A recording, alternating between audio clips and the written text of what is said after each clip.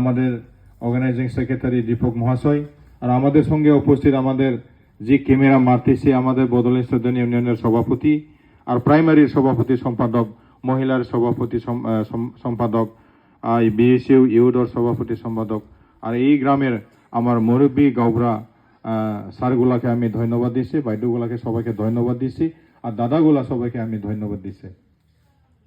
আমি কয়েকটা গুরুত্বপূর্ণ কথা বলবো, গরমের মধ্যে অত লম্বা চূড়া লেকচার দিয়েও লাভ নাই।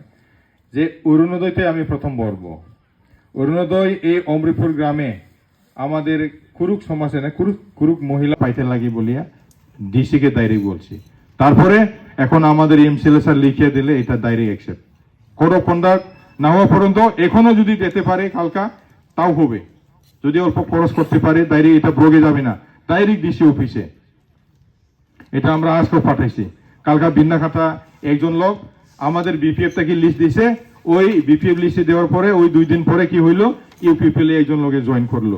আমাদের লোক তো রাগ হইলো, ওয়াটার দিবি না বলে রাখছিল, কালকা মিটে আমি তো পুরানা বিপিএফ, আমারটা কেন খাটলো হইলো, তখন বললো ওই ইউপিপিএল জয়েন হয়েছিল তো এটার জন্য আমি রাগ হয়ে খাচ্ছি বললো।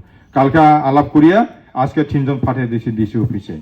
এখানে যদি 2 জন যদি 2-3 জন যদি বাকি আছে, কালকা যদি কোড অফ কন্ডাক্ট না হয়, কালকার ভিতরে যদি ডিসি অফিসে যেতে পারে এটাও হবে। যদি 2-3 জন যদি থাকে, অবশ্যই স্যার বাইরে গেছে নিজের পার্সোনাল কামে, না হলে স্যারের সুই লাগেন, দেখুন স্যারের সুই পাবি না তো, এটা আর কি, কোনো সন্দেহ নাই। 30 জন মানুষ যদি আমরা অরুণোদয় আমার দেওয়া যদি না হয়, আমরা এখানে নেক্সট আছে মিটিং করবো না, বুঝছি কথা? আমরা মিটিং করতে আসবে না যদি না হয় ডাইরেক্ট। 30 জন আমাদের মহিলা, এখানে 2 জন মাত্র পাইছিল না, আগে 2 জন মাত্র। আরে ইউপিপিএল যত সাপোর্ট করা লোক ছিল এখানে, কিন্তু 2 জন 20 জন মতন পাওয়া লাগছিল। ইউপিপিএল তো 50% সাপোর্ট করা আছে এখানে, আগে আছে কিনা বলেন তো? বিজেপিও আছে, ইউপিপিএল আসছিল, তাহলে এই মানুষগুলা কোথায় গেল? কিন্তু আমার বিপিএফ কম ছিল, কিন্তু আজকে যেভাবে আপনারা আসছে 30 জন আমার মহিলা বাইদেউরা অরুণোদয় স্কিমটা পাবে সেপ্টেম্বর মাসেই।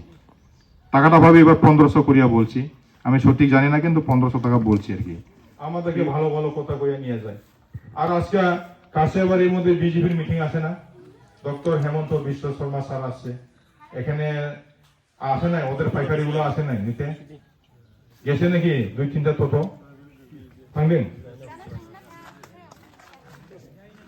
আইডিয়া করছে, আমি যাই নাই, কারণ ওদেরকে আসলে বলবে আপনারা কেন আমাদেরকে ঠোকার মধ্যে সবসময় ঠোকাই, সবসময় নতুন নতুন দিবে, কিবা একটা দিবে বলে ঠোকায়, কেন এরকম ঠোকায়? আপনারা কি কোন দেশের থেকে জন্ম হয়েছে ডাইরেক্ট ওদেরকে এত ঠোয়া আমাদের পাবলিক গুলাকে হারাশাস্তি করছে।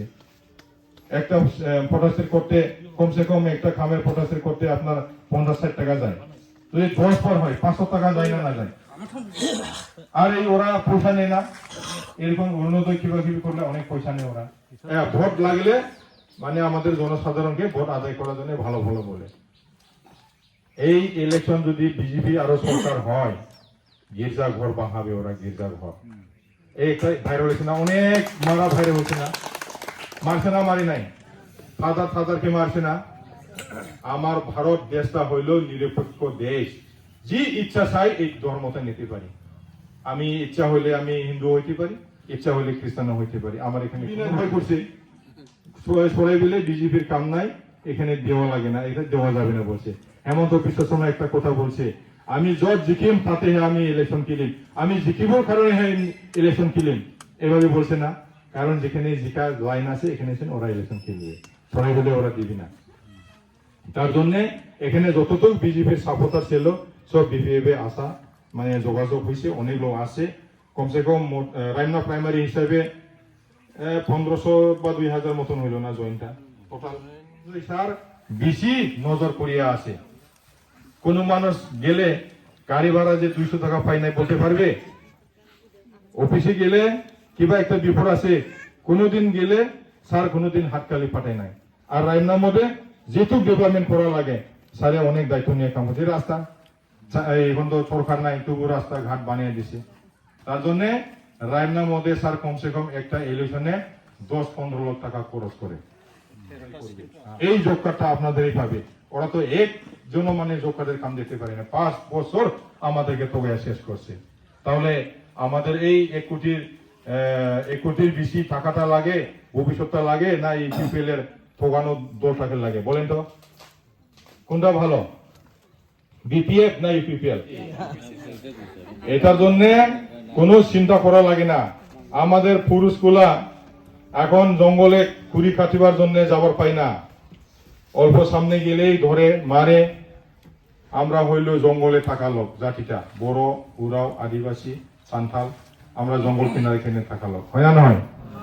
আমরা যদি আজকে জঙ্গলেও যাওয়ার পাই না, গরু পালন করতে পারি না, গরু বাজার নাই, এই গরু বাজার গুলা আমাদের ব্রিটিশ সরকার হওয়ার লগে লগে আমরা বাজার করবে, খাসিয়াবাড়ি হবে, মোথাম্বিল হবে, কোসাইগাঁও হবে।